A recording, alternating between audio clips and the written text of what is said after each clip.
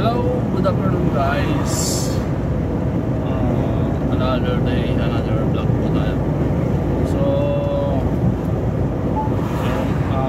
may biyahe po tayo ngayon na kinukuha ko kaninang madaling araw. Alauna sa sa Amazon of Yani. So medyo pagod tayo doon kasi meron pa kasi isang unang pinahilang trailer at tapos nilabas natin lang off Yani BP, tapos pina-disconnect doon, tapos saka pa uli ako bumalik sa Amazon para kunin uli yung talagang trailer na i-deliver ko sa France. So awa naman ng Diyos, maluwag yung oras nitong biyahe na to kasi Friday pa, it's alas 2 ng madaling araw sa Friday. So medyo mahaba-haba pa yung oras natin para medyo ayahay. So kilometer check tayo sa unloading place. 1,097 kilometers na lang. So ngayon a 4. So discard niya sa ano pa, sa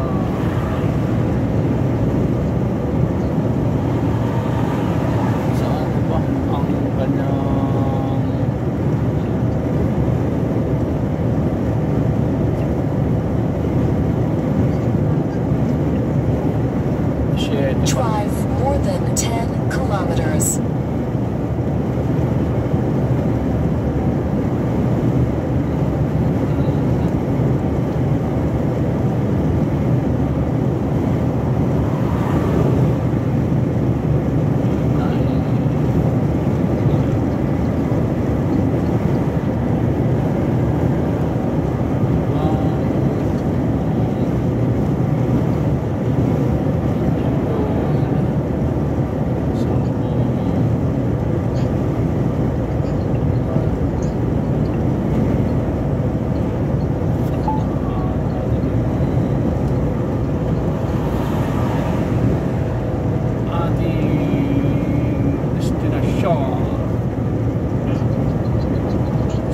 So 95 na tayo ngayon.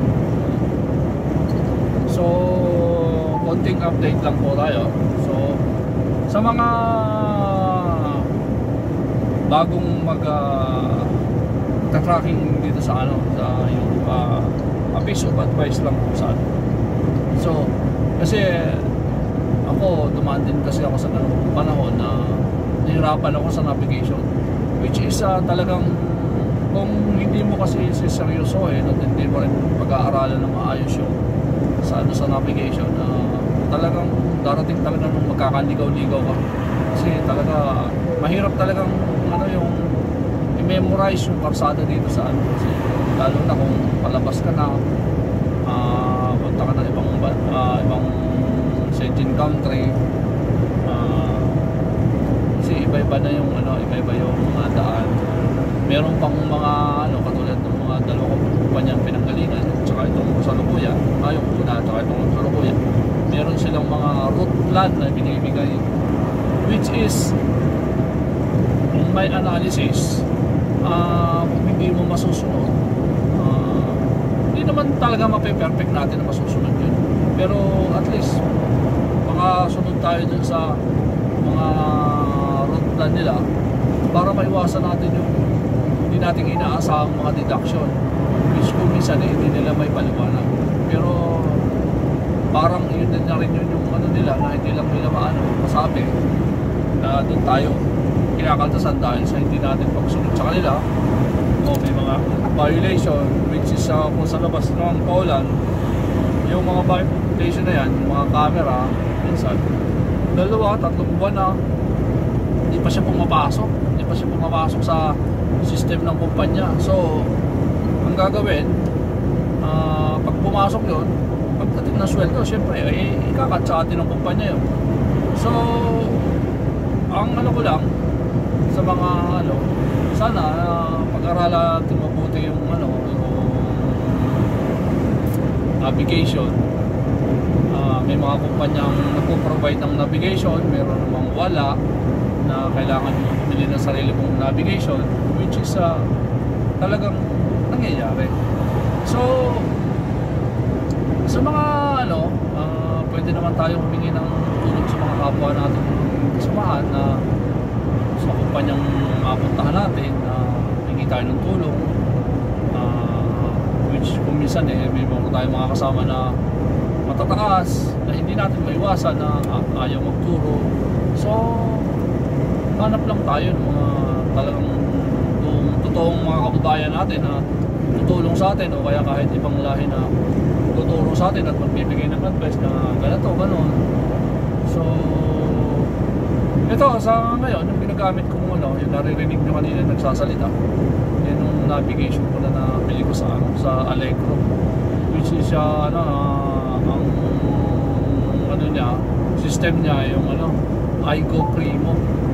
So masasabi ko okay naman siya, para lang masunod mo yung mga yun nga lang, dadaan ka sa yung mga ruta, may binigay na route plan ng yung mga dispatcher o yung kumpanya.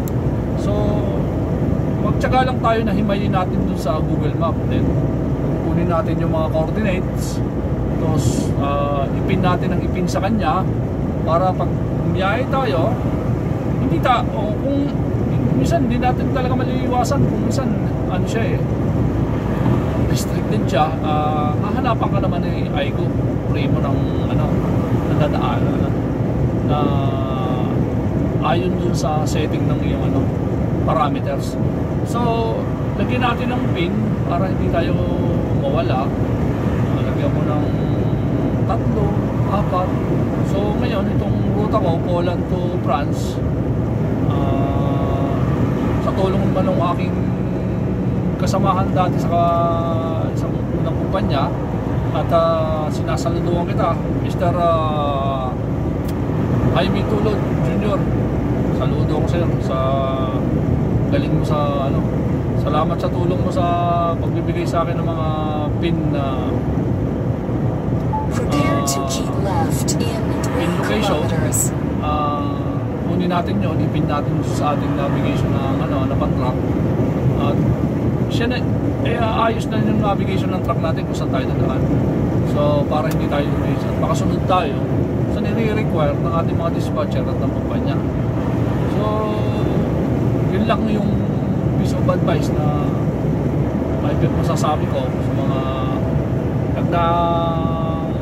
nagnanais at saka sa mga aspiring nating mga truck driver na papasok dito sa Poland at saka dito sa Europe. So shout out sa mga aplikante namin ng Team Maligalig na sa ngayon medyo nag-struggle sa visa. So tiis-tiis lang, darating din kayo at makakarating din kayo dito sa Europe, at sana makakuha na kayo ng visa at makapunta na kayo dito.